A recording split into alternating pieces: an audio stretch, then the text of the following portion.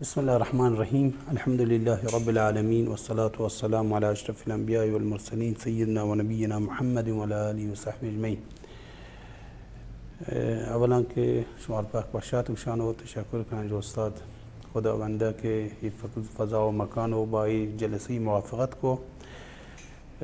موضوعی که لوتایش بی در مورد خبر بدم در واقع تاریخ شفاهی. تاریخ شفاهی یک اصطلاحی که جدیداً باب بوده و مخصوصاً در حوزه بلوچستان توانیم بجورت بکشیم که کار به معنای واقعی کلمه و تعریفی که تاریخ شفاهی مروچی در علم تاریخ شفاهی در مراکز دانشگاهی یا مراکز پژوهشی علمی تحقیقاتی سازمانها مؤسسات و نهادهایی که در مورد تاریخ شفاهی کار کنند در مورد بلوچستان و شما کاری به آسودت نبوده و اگر هم بوده که یک سری کارهای خاصی بوده که بعد من در ادامه بحث شما رو گوشم.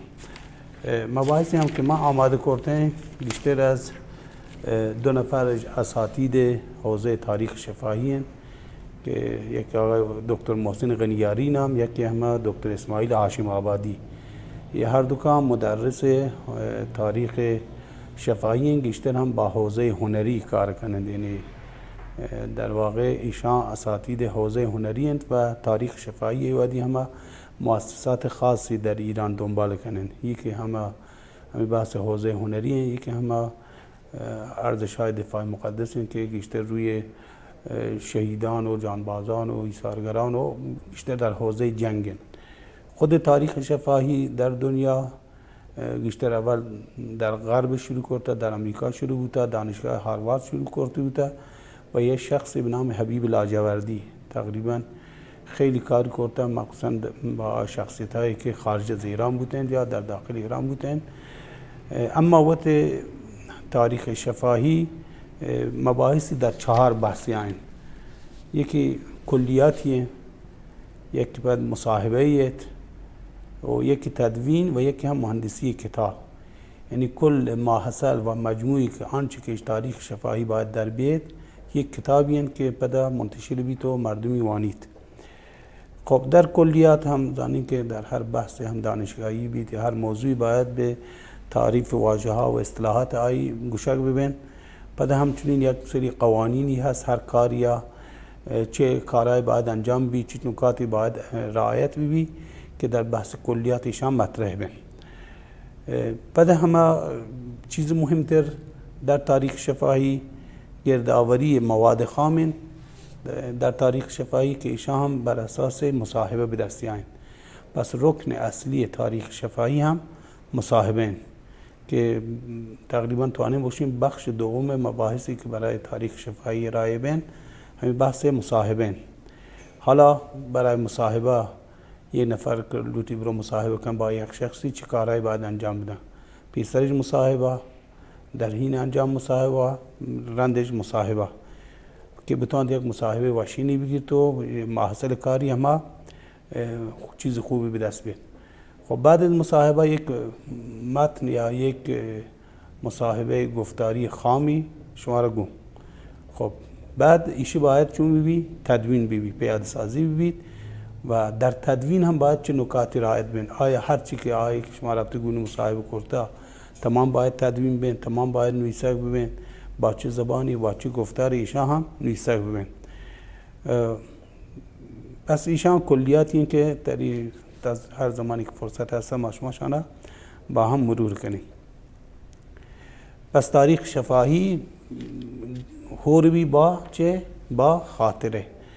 خب بعد این چیزی که این موضوع هست من تایید بکشم که تاریخ شفاهی وقت هم دو قسمتی بی، یا شخص محوره که خاطرات یک شخصی ما شما رنگریم، یا موضوع محوره.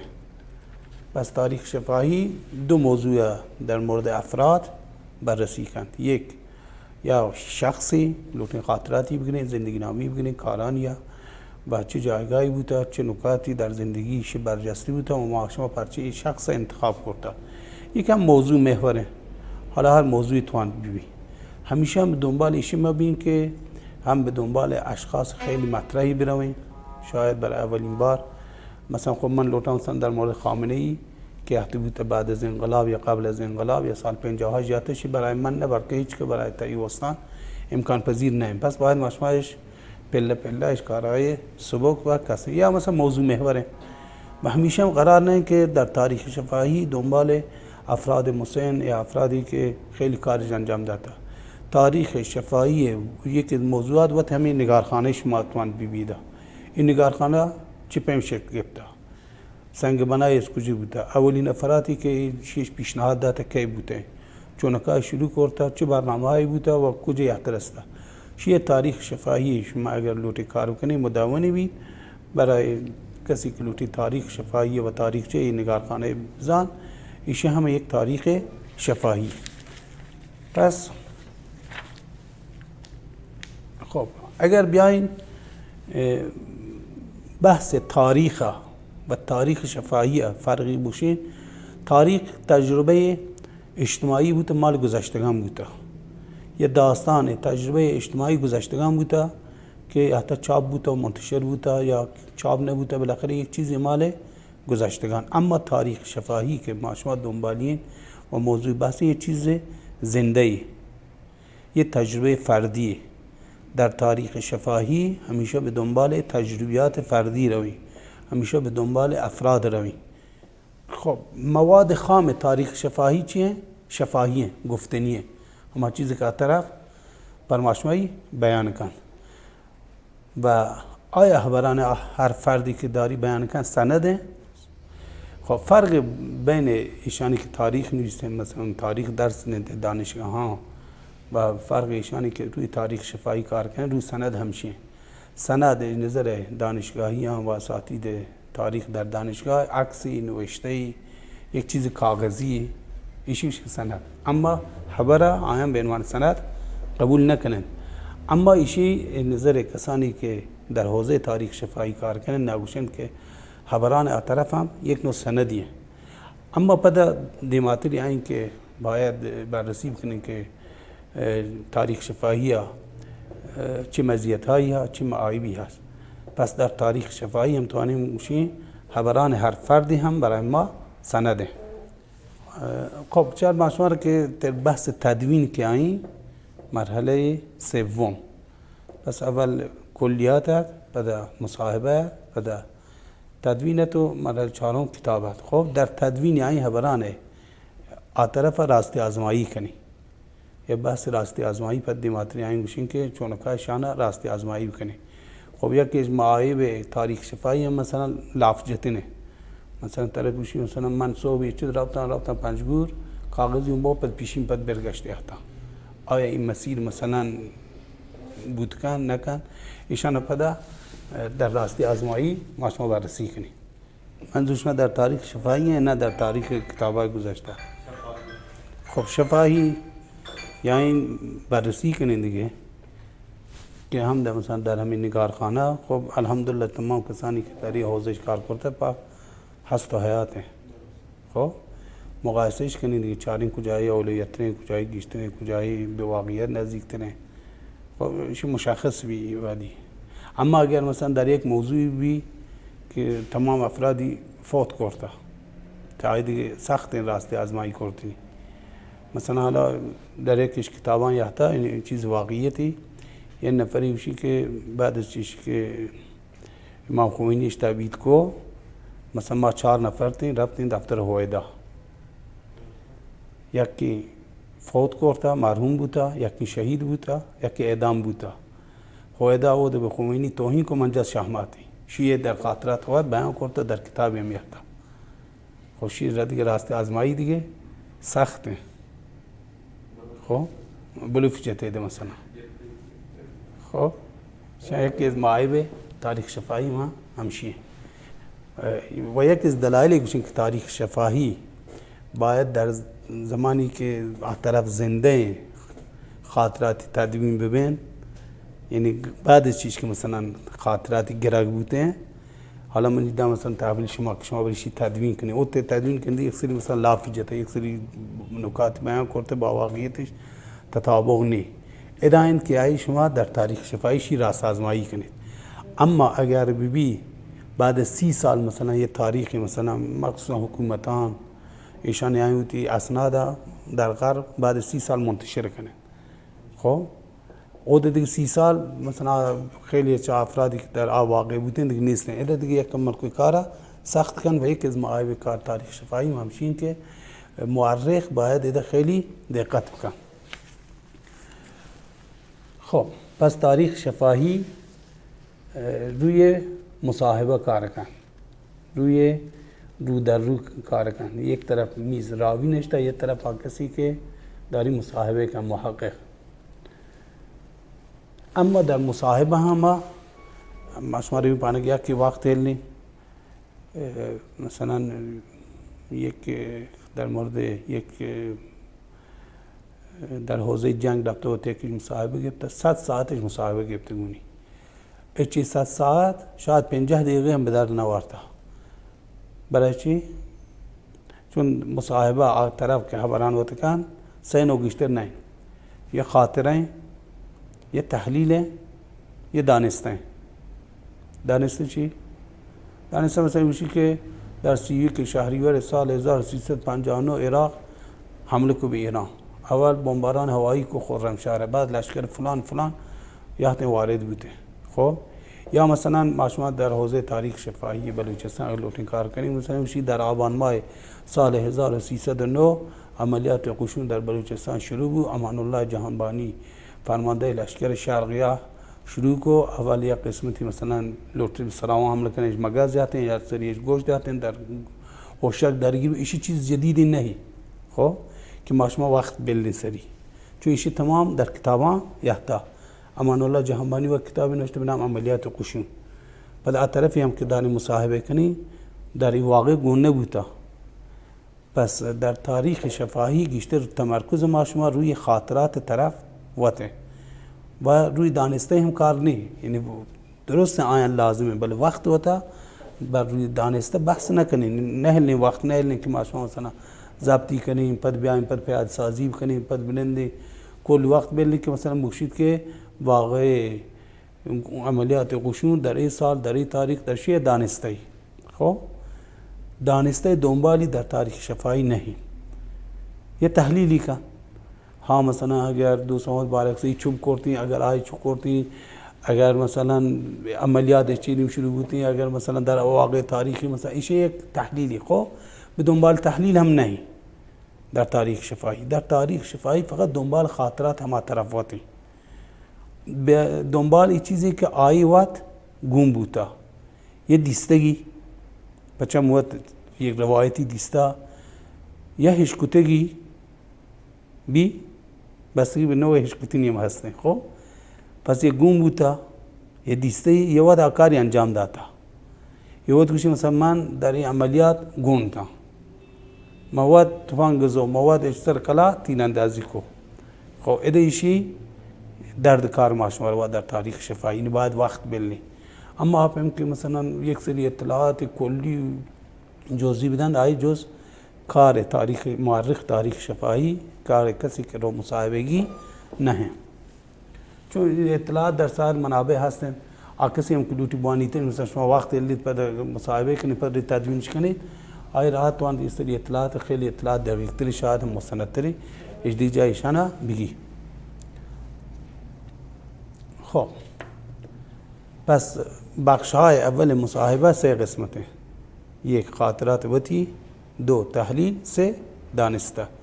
دانسته به هیچ وجه به درد کار ما شما در تاریخ شفاهی نوا. یعنی موضوع ما شخص محوری روین گو یک مصاحبه کنی، یک سری اطلاعات کتابخانه، یک سری اطلاعات درست اطلاعات مفید ہیں برای کسی هم که شاید ایشان نوانتا و نهش کتی درد که منابع، اما درد کار ما شما نوا، چون ممکنه کار یک کسی بوانی تی بس وشیشان درد کتابان آتے ہیں، لزومی نہیں کہ ما شما پدا صفحه سیاه کنی. یہ تحلیل ہے. تحلیل هم البته با شرایط کار تاریخ شفاهی مقداری درد و، اما 100% خاطره‌ای برای کار تاریخ شفاهی به درد و. خب برندیم آتے ہیں موضوع محور. مثلا یک موضوعات مثلا منگو که همین بحث مثلا شما همین نگارخانه یا مثلا بحث موضوع محور مثلا جایگاه مسجد نور در سراوا، یه موضوعی افرادی که مثلا جز اولین نمازگزاران بودن شاید زنده، خب اولین کسانی که مثلا او حتی بانگش داتا زنده، یا اولین کسانی که حتی او مسجد نور خب بالاخره سال 64 بازسازی بوده، پیسرتر مثلا بازسازی نبوده، پیسر ما خشتگیری بوده. مثلا الان شما رفته در مسجد نور گنبدانی سقفش انچاره معماری مثلا تیمسار حقیقیان تیمسار ارتشی بوده، انگار زنده در بیرجنده.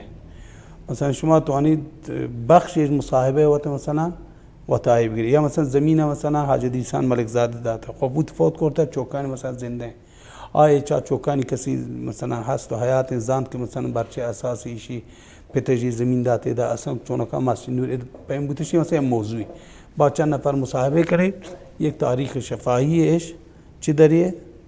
این مسجد نور. مثلا حوزه علمی زنگیان یک موضوع بسیار خوبه، بکری کار هم نبوده، افرادی که مثلا او بودن، افرادی که هستن، حالا کسانی که هستن او نماز کرده، کسانی که مثلا مسجدش دیسته بازسازی بوده، کسانی که ما بنای قدیمش دیسته، ایشان تمام مثلا شما روی مصاحبه کنید، گونج خاطراتش جمع کنید، چه موضوع خوبی دارید به عنوان مسجد حوزه علمی زنگیان، یا مثلا در حوزه مرمت آثار تاریخی در جلغه اصفهانی مثلا. خب حالا مثلا درسته مثلا اشچا شیش ریز قدیم کسی هست و حد نه، بلکه کسانی که هست مثلا گوشی گنبد اول سالمه چند سال پیش سرتر ره، یا مثلا این قسمتی مثلا اول جاده نیست دیو جاده هست.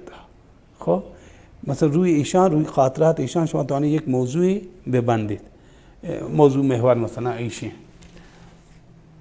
پس خاطره هر چیزی که راوی کسی که داری روایت کنه اوتی دیستا، اوتی هشکوتا، اوتی گوشتا یا اوتی انجام داتا، ایش دردکار در تاریخ شفاهی برای ما شما رنده ماته. اگر خاطره هم یه گوشید که مثلا موقعی که لشکر حمله کویدا ما رفتیم پنجگور، جستین رفتیم پنجگور. خب آیا ایشی توانی تدوین بکنین؟ خب چه موقع رفتی شما؟ چه تاریخی رفتی؟ با که رفتی؟ او دو مطلق گوشی، یعنی هنچ کلی داری گوشی. اما اگر بیان شی مقید بکنین، جستی بکنین، اگر اوتی نگو کدی رفتی شما؟ چه تاریخی رفتی؟ خب نگارخانه تأسیس بود. این نگارخانه در چه تاریخی تأسیس بود؟ چه افرادی در تأسیس آئی یا هورتن در مراسم افتتاحیه؟ پس در تقسیم بندی خاطره همه یا این که بحث توصیفی در بیاریم، به تاریخی بکنیم، مقیدی بکنیم، روز، ماه، سال، افرادی که اخور بودن تا واقعا شان بیاریم. اما آپ کلی بھی کلی گویی پدا ابهام پیشید. خب شان البته پدا مصاحبه میشه. پس در خاطره شفاهی مقیدین و تاریخیین.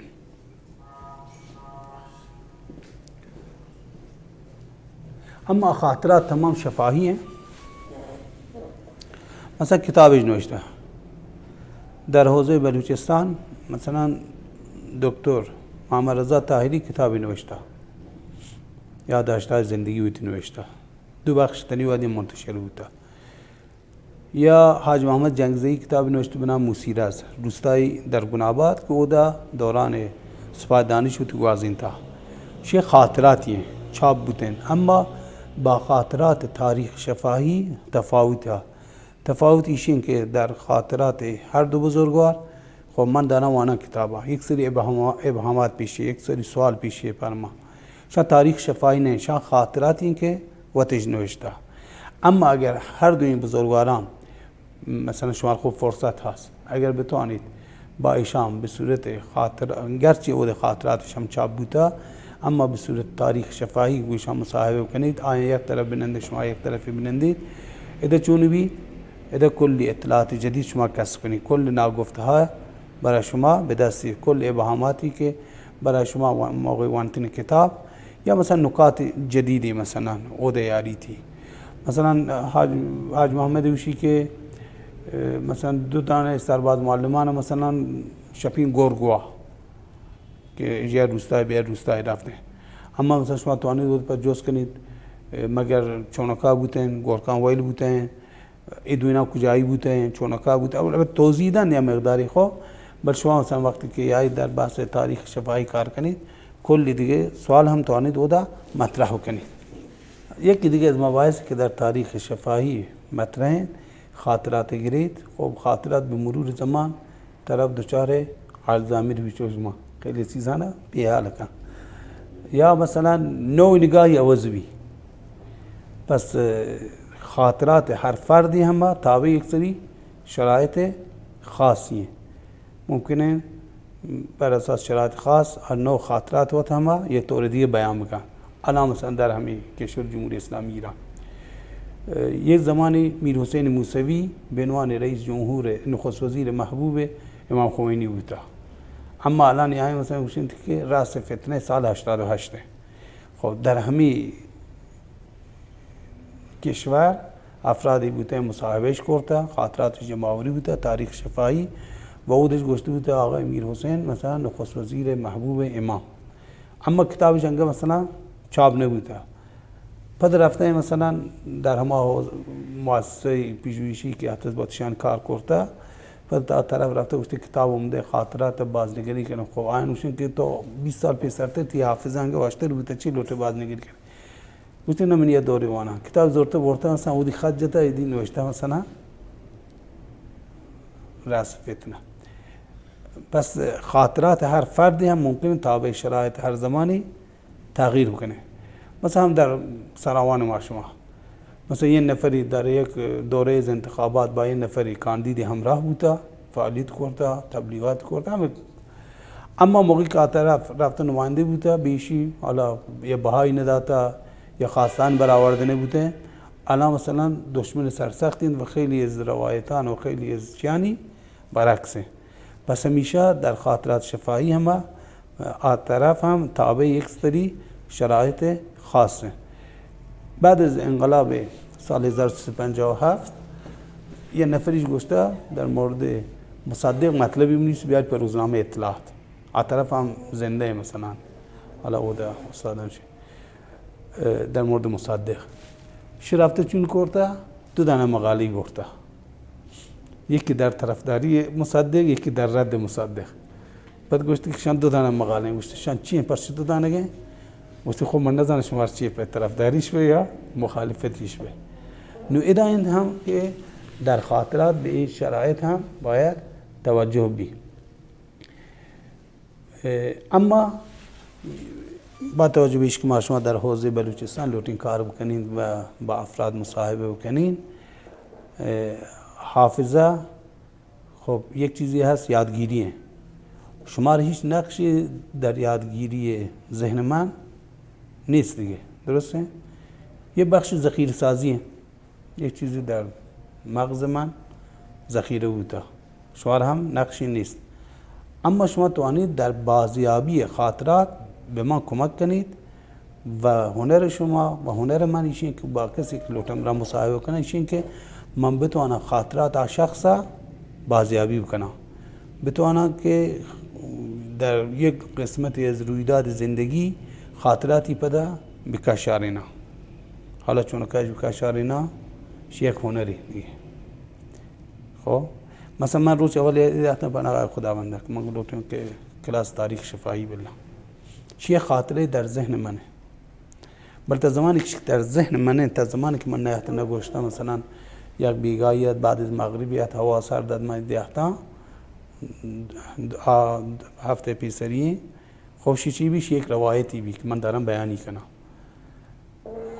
پس مشهور در یادگیری طرف در یادگیری در ذخیره سازی طرف که دوتی مصاحبه کنی نقشی نیست، اما در بازیابی باید هنری بی. یا یه نفری هست در ایران به نام باقر عاقلی کتاب نویسی روی شخصیت ها، روی افراد، خاطرات و زندگی نامه 2 نفر براتی نوشته. هر دو پیتش یکی دیگه، پیتش آخوندی بوده. وقتی یک سنگت بوده، خوشی آتا، رفیق بوده. یکی مثلا خوش نیاتا دیگه، دوست نبوده. یکی چی نوشته که فلانی فرزند حضرت آیت الله العظمی. خب یکی نوشته فلانی فرزند آخوند روزخانی بود. خب یعنی ایشی هم که یک مورخ، یک تدوینگری خیلی از نکات توان یا حتی راوی خیلی از نکات تاریخی بر اساس حب و بغض و بخشی. خب ایشی مثلا پاورگیان بیشتر مطالبی آیند. خب بله مثلا مورخ تاریخ شفاهی حق تصرف، حق انتشار بدون اجازه نیست. مورخ مثلا ما یک خاطرات ضبط کنه حتی بدون اجازه طرف اجازه اونی که ضبط کنه، مثلا اگر اجازه نده مثلا حالا مثلا اگر 10 دقیقه حالا اگر یک روایتی روایت تاریخی مثلا من واجه ملک محمد شیخ زاده خیلی از جاها رفته ایم، مثلا من گوشی نقطه ضبط مکن. خب حالا گوشیتی بل گوشی ضبط مکن به مای تعریف کن، گوشی ضبط مکن. حالا ما اجازه این نظر تعهد اخلاقیشی ضبط کنی. حالا اگر این نقطه تاریخی اگر ضبط نبود، اگر منتقل نبود، هیچ چیزی هم نه. خیلی از تاریخ مملکت، تاریخ افراد، تاریخ شخصیتانش بین رفته، هیچ خللی در زندگی اجتماعی ما شما رخ نداده.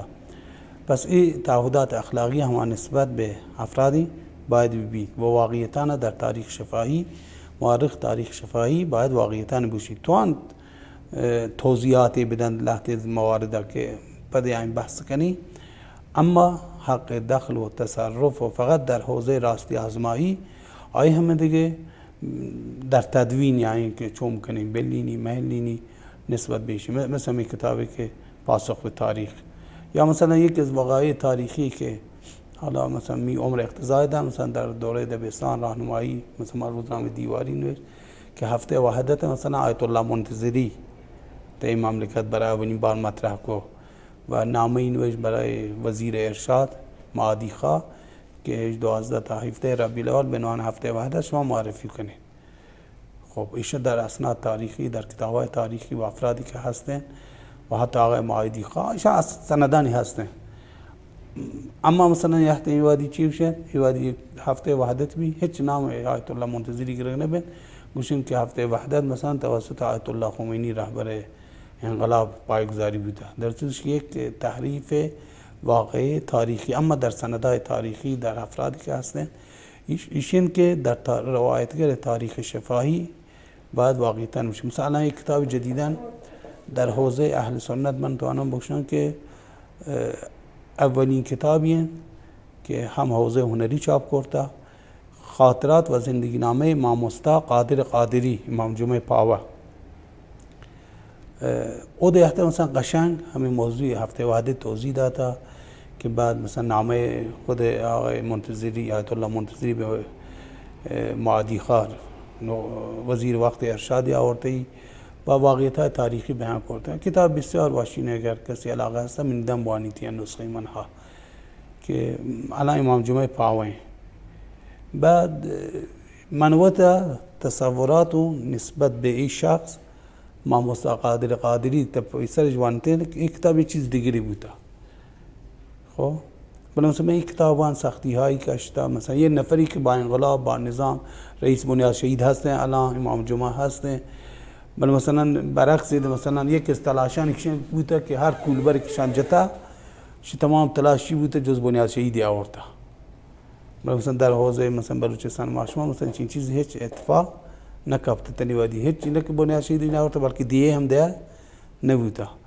مثلا در این کتاب یک کتاب کاملا به نظر من اولین کتابی که در حوزه تاریخ شفاهی مثلا نفری که رفته یک کتاب نوشته 250 ساعت 200 ساعت فقط مصاحبه کرده گونی چندین بار رفته. یک کتاب بسیار قشنگی که نه تنها مثلا زندگی امام مستا قادر قادری یاری بلکه یک شمه یک واقعیت های تاریخی چگونگی در سوانتن مدارس دینی طلاب فعالیت‌ها و حتی جنگ و یک تاریخ بسیار خوبی کردستان ارائه دادن.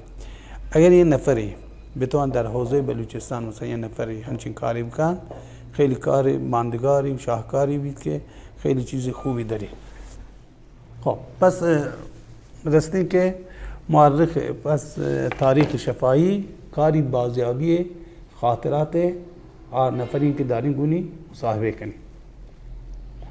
خب همانطوری که اسپایی هم گفت پیسرتر سند یک چیزی بوده، کاغذی بوده، اما یه وحدی سند هر چیزی که دال ایمان بیبی. دال اینه چه؟ اینه دلالت بکن، دلالت برای یک واقع تاریخی بکن، چه شفاهی بی چه کاغذی بی، چه شواهدی بی. پس سنت شفاهی چی؟ آداب رسوم. فراد آداب رسوم یعنی جز تاریخ شفاهی پاک دانسته. خب پس عرف جز تاریخ شفاهی نه، دانسته دیگه. مثلا گوشی خب نسل بعد تاریخ شفاهی ما شما گو که فرقیش این که خاطرات طرفه، یک نفر روایت کا مقید به زمانه.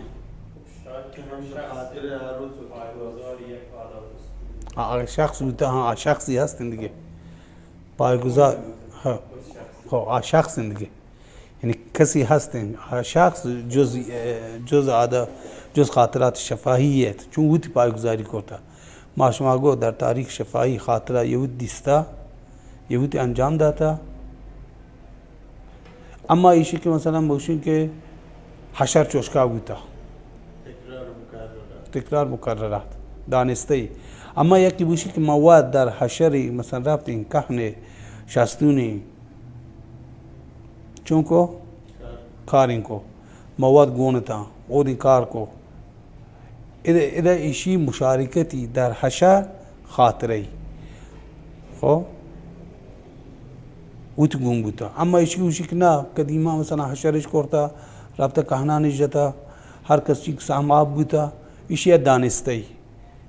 به درد کار تاریخ شفاهی نوا، اما به درد کار کسی که در حوزه کهن کار کن، در حوزه آبیاری کار کن، در حوزه تاریخ عمومی کار کن، خارج از تاریخ شفاهی بیما شما نتوانیم بوشین خاطرات آن نفره، مگر ایش که آن نفر وقت گم بوده موضوع ما شما یا طرف وقتن که داری مصاحبه کنیم گونی، یا موضوع ما شما کهنه. یکی مسائل تاریخ شفاهی منگو که موضوع محوره کهن در بلوچستان، اما او بیت فقط خاطرات کسانی که وقت گم بوده، وقت آبش بوده، وقت کارش کرده، ایشان با چند نفر مصاحبه کن، یه موضوع جنبندی کن و نقش مثلا حشره در فرهنگ بلوچستان یاری چی به عنوان تاریخ شفاهی بی. اما ایشی که مثلا هر چیزی که بوشی اش گذشتهش تاریخ شفاهی، در تاریخ شفاهی ما شما نگونجی، پرچه که تاریخ شفاهی ہے کہ یا مرجعی پہ یا طرفی که وقت گم بودا یا زمانی پہ، مثلا وشی که 10 سال پیسرته 20 سال پیسرته توکالت آبکاب یا کان خوری بو یا پروشت ایش زمانی پہ. خب زمانیه یا مکانی پہ، مکانی کجائیں کہنے مثلا شستونه. خب بعد آئیں به بحث مصاحبه. مصاحبه چند روشه؟ خب حضوری، غیر حضوری چی؟ تماس تلفنی، فاکسی، تصویری، راه ارتباط دور، شان تمام بین یه نوع مصاحبه. اما آیا تمام مصاحبه فقط رو در رو ہیں، یعنی گفتگو ہیں، ضبط ہیں، یا نه دیگه نوع مصاحبه هم شما یه نوع مصاحبه کتبی، مثلا تعدادگاه خدا مکن سرش مکفی بازجویی کن. خب مثلا قاضی نویسی یا کلانتری نویسی سن، نام خانوادگی، اتهام، شما کجا بودی. خب کتبی دیگه چیه مصاحبه کتبی. بعد آخر هم دنت که هر سوالی که شما جواب ده یک امضای هم کنی. خب چیه نوع مصاحبه کتبی. یه تلفنی مثلا وقتی اپی لوٹے مصاحبه کنین بالاخره گیر آورتین مشکل ہے بدنه ما شما مجبورین چون کنی تلفنی در موضوع مصاحبه بگیریم. یا خارج کشوره اینترنتی مثلا یه مصاحبه رو در روی.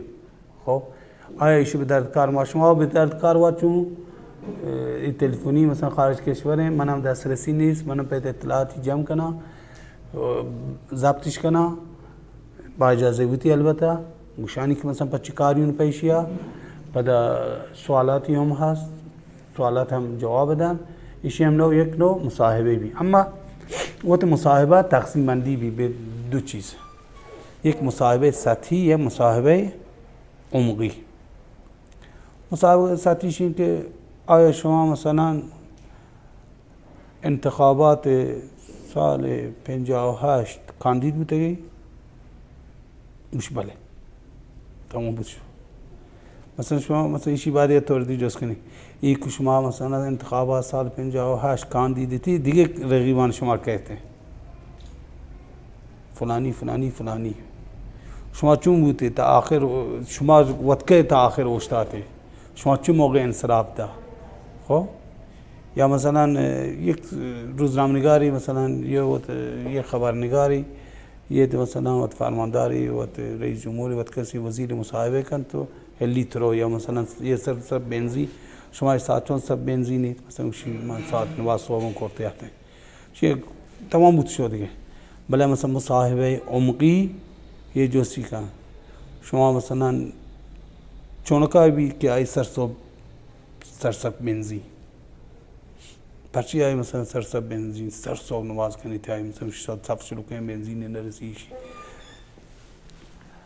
بعد همه در مصاحبه سطحی ما یه سوالی جست کنی یه پاسخ سطحی دن تو لیترو. اما در مصاحبه عمقی که کار مورخ تاریخ شفاهیه ایشین که پاسخ گی اما بعد قانع بی یعنی یک سوال دیگری پری ما مانی یعنی نیازی مبی که بعد ابهامی بمانی بلکه تلاش بکن سوال وقت کامل پاسخیا بگی. مثلا آورتهش که یه نفری خاطرات چاپ بوده دیدبانی بوده در زمان جنگ عراق و ایران گوشتی ما در 24 ساعت کو دیدبانی داتا موقع من 24 ساعت نگهبانی داتا من دیدبان بودم ما 24,000 نفر عراقیان کشتا. خب چی بالاخره یک لافی دیگه گلوی 24,000 نفر مثلا اگر چند طبقه هم بچن چه مساحتی بپای یا مثلا گوشی که ما دیگری گوشتا که ما 2 نفر بودیم 10 گلوله آر پی جی بوده رفته این 20 دانه تانک اینجا تا خوشی هم جز همه گلوبانی قانی نبیم ما قانی نبیم دیگه بریشی. خب پس ایشی هم یه مصاحبه عمقی در بانگه شانی های پده. خب پس در تاریخ شفاهی ما شما که مصاحبه کنی همه باید یک سری اشراف اطلاعاتیم بی سر موضوع یعنی علم و آگاهیم بی هم سر موضوع به همی دلیل گوشن که مصاحبه کننده شفاهی وقتی هم یک مورخه مصاحبه کننده شفاهی وقتی هم یک مورخه وقتی هم باید کاملا یک سری اطلاعاتی نسبت به موضوع بی که شامپدا در مباحث بعدی ہیں. خب ما شما رفتیم مصاحبه این کو خبرانی اینگه یاتی پیاده این کرتے مرحله آخر در مصاحبه هم یک چیزی دیگه نیاز گوشن تی مصاحبه تکمیلی. مصاحبه تکمیلی یکی از مواردی این که هر مورخ تاریخ شفاهی هر مصاحبه کننده پیکبرو پدا با نفری که مصاحبه کرده ہے اول نکات ابهامی هست جایی کم زیادی گوشتا جایی یک چیزی گوشتا متوجه نبودا پیکیشی برو تکمیل کن. و در مصاحبه تکمیلی چی چیزای تکمیلی ہیں هم راست آزمایی بھی هم ایشی که نکاتی که ابهاماتی که ما شما هست مثلا ما رفتم مصاحبه کرتا یا چیزی گوشتا مثلا ما متوجه نبودا.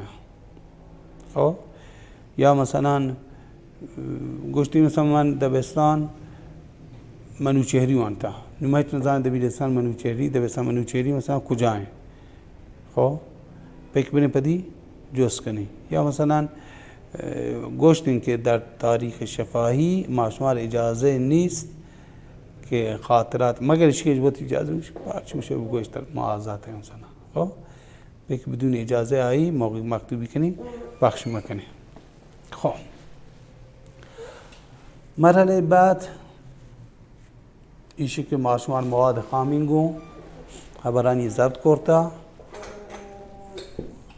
لوٹیں که ایشان به صورت مکتوب در اختیار مردم قرار بدیم به صورت کتاب. خب نامی کتاب چی بلنی؟ خاطرات شفاهی بلنی، زندگی نامی بلنی، یہ نامی باید بری انتخاب بکنی.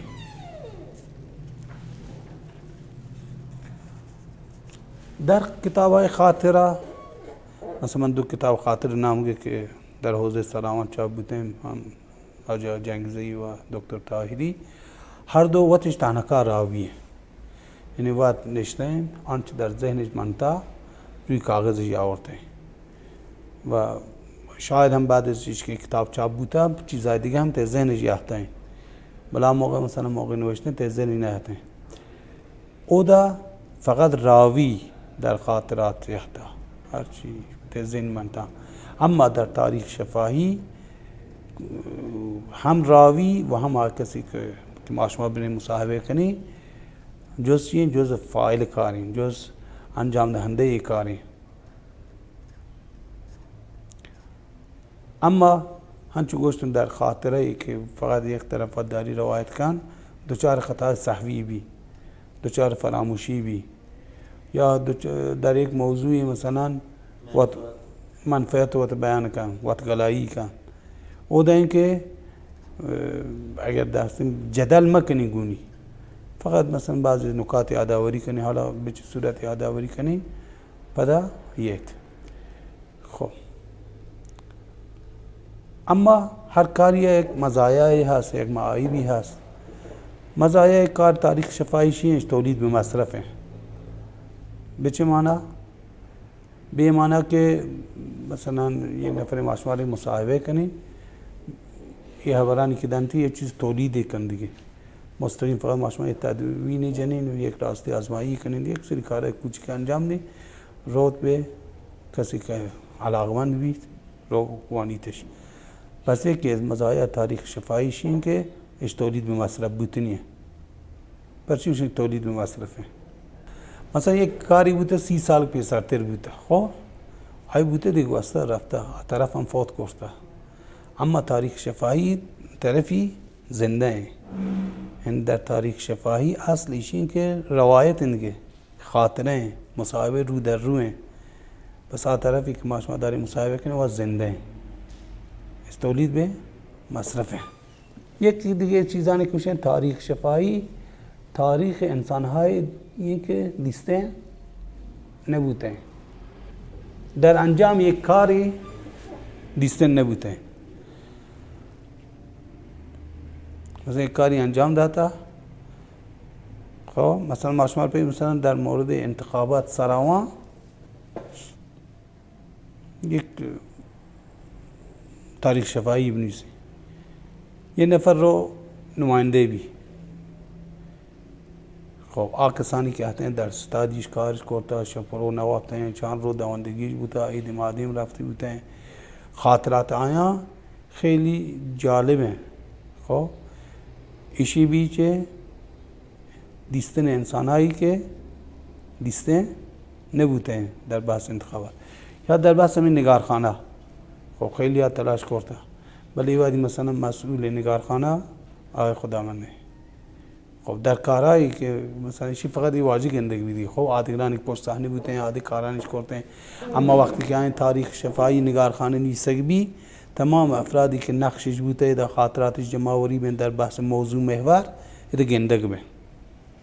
در جنگ فقط مثلا فرماندهان عالی رتبه جنگ گندگ بین.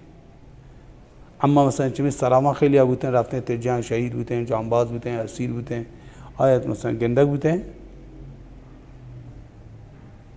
نبوده دیگه نه. مثلا آیا بلوچان در پیروزی انقلاب در انقلاب نقشش مثلا گندگ بوده؟ نه.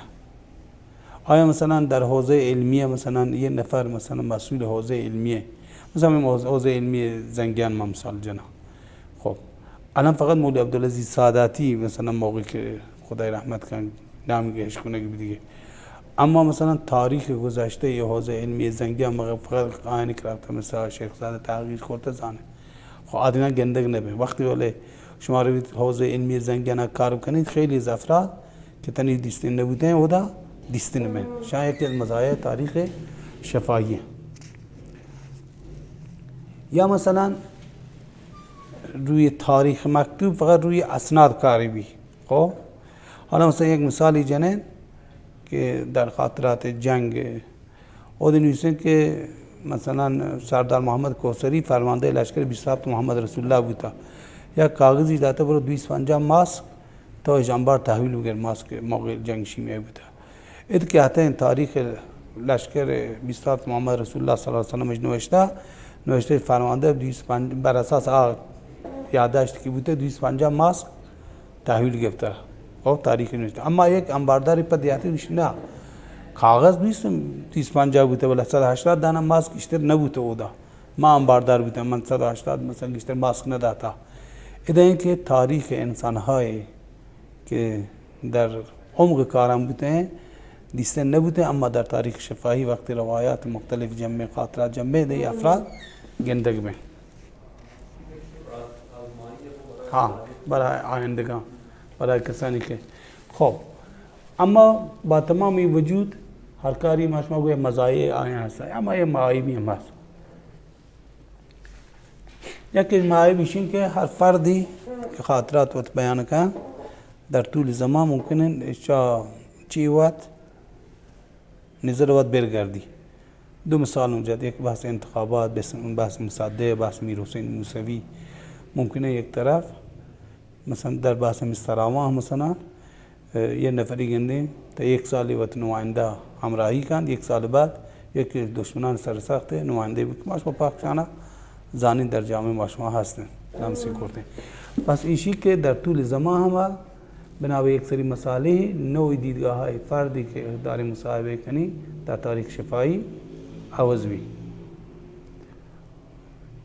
یکی دیگه معایبی پاک بودن حافظیه.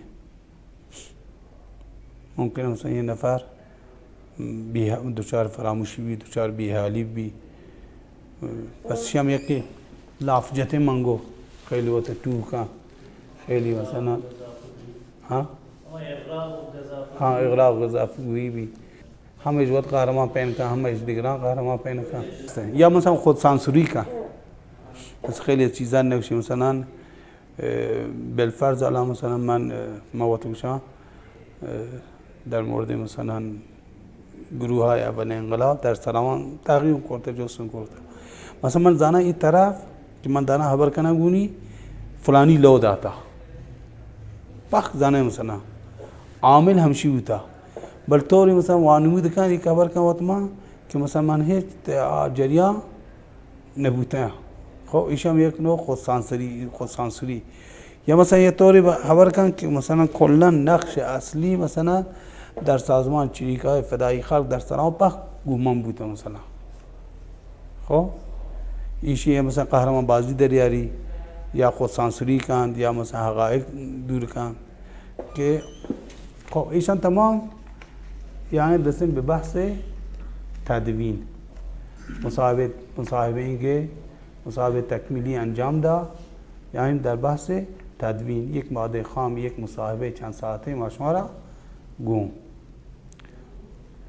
بعد یک سری کارهای انجام بدی در تدوین. حالا اگر انشالله دیگه شیلنم پا دیگه روچی که مثلا به صورت که با چه زبانی بنویسی، آیا سوالات بداری مثلا شما دارین در مصاحبه کنین دیگه یهو سوالات دیگه پیش آیا سوالات پاک بنویسی یا نه سوالات حذف بکنی چی دیگه در بحث تدوینی. آیا مثلا به صورت سوم شخصی باشی مثلا فلانی فلانی فلانی فلانی یا نه کلا خاطرات یا از زمان بوتی بنویسی. ایشان یکی از بحث‌های مهم همین بحث راستی آزمایی در تدوین. پس بحث تدوین یا بحث تحلیل اونگو پیسر تحلیل هم در روایت شفاهی یکی دانستات، یکی خاطرات، یکی تحلیلات. خب کجا تحلیلی قبول کنی؟ همه تحلیلی که به درد کار ما شما با در تاریخ شفاهی. اما تحلیلیا که برخلاف واقع یا نزانتی اصلا در گود کار نه، آیی مثلا نباید قبول کنی. مثلا انتخابات اولین دوره انتخابات سراوان سال 58 ابطال بوده. انتخابات مجلس اولین دوره. خب ما شما یعنی با یک نفر کاندیدی مثلا مصاحبه کنی، شما در گود بوده، در انتخابات بوده. مثلا گوشی که به خاطر ایشی که مرحوم ارشد رحمانی کاندید بوده مثلا انتخابات سراوانش مثلا ابطال کرده. خب ایشی دیگه مثلا ابطال انتخابات مثلا هیچ ربطی به مرحوم ارشد رحمانی نبوده. یا مثلا اوشی که به خاطر ایشی که انتخاباتش باطل کو که مجموع آرای که برای گرگ بوده کمتر از حد نصاب بوده، مثلا انتخابات رفته به مرحله 2. خب یه نفری هستن که حالا اسقایی که مثلا ایشی کاندید نه مثلا، خب با یه نفری مثلا چون که ما مثلا تا دوره مثلا هیچ عمر مثلا کفاف نکاندی یا مثلا هیچ گونه نبودن در انتخابات هیچ رای نداده مثلا من این دلایل گوشم. خب اما ایشی تحلیل دیگه منیدن دیگه، ولی تحلیل دیگه مبنای واقعیتی نیست. اما با یه نفر کاندید مصاحبه کنی، خب او کاندید بوده، او در گود انتخابات بوده، یا او در مسئول برگزاری انتخابات در فرمانداری بوده. شیعه مثلا اوشی که حاج برکت خان میر مرازی کاندید بوده مثلا رای آورده در مقابل مشاهدات خدای رحمت کنه مثلا اعتبارنامه تایید نبوده. شی تحلیلا ادا در انتخابات قبول کنی تا این بحث. خب مثلا ما شما یه دیگه موضوع مثلا موضوع ما شما ایشین که گوشتین در تاریخ شفاهی فقط خاطرات مهمه. خب فقط کسی که وتی نقش بوده، وتی یه دیسته یا در جریان بوده یا وت کار انجام داده. حالا مثلا بحث ما شما ایشین که با کسی مصاحبه کنین که مثلا دوره سوم مثلا کاندید بوده انتخابات. خب ما شما یعنی سیر تاریخی انتخابات سراوان به عنوان موضوع تاریخ شفاهی و انتخاب کرده، شو دوره سوم کاندید بوده. اما یه مثلا در مورد دوره اول هم تحلیل کن. خب این تحلیلی که در مورد دوره اولی کن یا مثلا خودی هم در همه دوره کاندید نبوده مثلا. خب مثلا شما یایید با این نفری که در فرمانداری بوده، با این نفری که در سراندرکار انتخابات بوده مصاحبه کنید در مورد موضوع تاریخ انتخابات در سراوان. خب شی مثلا یه چون من گفت که بحث شما گفت لزومی، مثلا لزومی ایشی که ما شما داریم با این نفری مصاحبه کنید، این نفر یک گریزی جند بوده بله خود داده یا دانسته یا مثلا چون با واقعیتی انطباق نیست، با اشرافی که ما شما سر موضوع هست که پس من یعنی وقتی مصاحبه کنیم با چون کابری مصاحبه کنی ایشی دیگه تحلیلی قبول نکنی. تحلیلی ما شما قبول کنی که به درد کار ما شما در تاریخ شفاهی با واقعیتی مطابقت بی. اما دانسته به هیچ وجه قبول نکنه. مثلا ببینید 2 ساعت بهبوشی که اولین دوره انتخابات مجلس همزمان با سراسر کشور در استان سیستان بلوچستان در شهرستان سراوان هم برگزار بود. در این تاریخی حتی کاندیدا ثبت نامش کو هیئت اجرایی تشکیل بود، بعد از هیئت اجرایی هیئت نظارت تشکیل بود. شده که ماشو تو وقت سر این موضوع صرف نکنید دیگه، سر اصل موضوع ده. خب 2 نکته دیگه منتا پس تاریخ شفاهی تعریف کلی که تمام مباحث ایشه گردآوری سندهای شفاهی بر اساس یک مصاحبه هدفمند و آگاهانه. پس تاریخ شفاهی که دنبالی هسته گردآوری سندهای شفاهی افرادی که دارن خبر کنه بر اساس یک کار آگاهانه، یک کار هدفمندی. یعنی ایشین که در تاریخ شفاهی ایشی نه که مثلا ما شما بدون هدف نریم پانه کسی مثلا یه نفری دیستا سر مسجد مدرسه چین جلسه کاشاری نیا کردی تو به مثلا در این موضوع خبر بکن چی یک سری دانسته گیری ماشما بوده چه طرف اما تاریخ شفاهی نه چون هدف من نه چون آگاهانه نه چون با هدف قبلی ماشما سر این موضوع کار نکرده حالا انشالله اگر بانشم نه چه تاریخ شفاهی تاریخ مکتوب مال گذشته خب تاریخ شفاهی مال گذشته مال کسانی بودن که ماشما ندیسته مال کسانی که رفته اما تاریخ شفاهی تاریخی که اورژانسی به معنی که اورژانسی نه طرفداری زنده طرفداری کاری انجام داتا ما شما دنبال ایشین که خاطرات ایشیا ضبط کنیم برای آیندگان تجارب فردی آ طرف بگیریم تاریخ شفاهی هدفی است تاریخ شفاهی ایش که آیند تاریخ شفاهی تدوینی کنن ایشین که یک کتاب یک اثری چاپ بی چون مردم ها خیلی علاقه به وانتن تاریخ گذشته نیست مثلا خب کتابای تاریخی خواهش کنم عافیت بی ایشین که در تاریخ شفاهی یعنی خاطرات و کارهایی که یک نفر زنده دارن ضبطی کنن مصاحبه رو در رو کنن که ایشی برای آیندگانش تجارب آیی استفاده بکنن هم در یک موضوعی هم در یک چی الان خیلی از مؤسسات هستن مؤسسات پژوهشی هستن دانشگاهی هستن خیلی از مراکز هستن روی بس تاریخ شفاهی کار کنن هم در بلوچستان هم در جای دیگه کسی لوٹی کار بکن مثلا پروپوزال دن یا آیا موضوع دن یا شما موضوع دید که ایشان پر انشالله باند شب بوشین شما توانی بره قرارداد بندی گونش کار بکنید مثلا اگر یک طرفه خبر بکن نه دیگه آی روایت کن دیگه در تعریف شفاهی که حتی تاریخ شفاهی یک کار هدفمندی آگاهانه‌ای بر اساس خاطره و بر اساس مصاحبه آی مثلا یک طرفه روایت کن خاطره روایت کن اما در زیر مجموعه تاریخ شفاهی نه مثلا شما نتوانی مثلا یه پادکست بریتی به یک مؤسسه ارائه بدید چون او دا مراکز پژوهشی مراکز تحقیقاتی روی مصاحبه رو در رو بیشتر تاکید کنه حالا انشالله باند شب فرصتی بی که مصاحبه وقت چیه پیش از مصاحبه چون کنیم بعد از مصاحبه چون کنیم با طرفدار مصاحبه کنیم چون میکنی اگر یک مسیر وقت رب دیگه چون که برگردینی سوالات تحقیق چیه انشالله قسمت ها چی دیگه ایش بی بحث کلیات